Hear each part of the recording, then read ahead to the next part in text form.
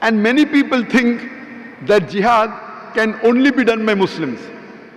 There are verses in the Quran which say that even non-Muslims did jihad. Allah says in the Quran in Surah Luqman, chapter number 31, verse number 14, we have enjoined on the human beings to be kind to the parents. In travail upon travail did the mother bore them, and in pain did she give them birth.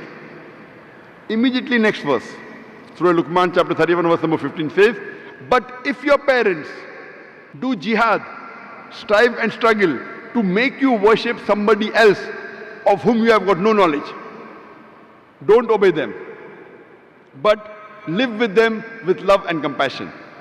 Here Quran is saying that non-Muslim parents who strive and struggle to make their children worship somebody else besides Almighty God, that is do shirk, do not obey them, but yet live with them with love and compassion. The same message is repeated in Surah Ankabut, chapter number 29, verse number 8. We have enjoined on the human beings to be kind to the parents.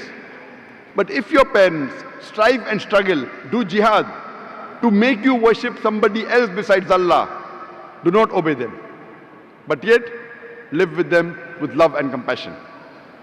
Here Quran is saying that the non-Muslim parents are doing jihad, they are striving and struggling to make the children do shirk, associate partners with God. This jihad is called as jihad fi sabilil shaitan.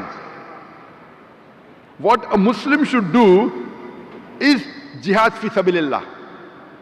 Normally when you use the word jihad, is taken for granted, it is jihad fi sabilillah, jihad in the way of Allah, unless otherwise.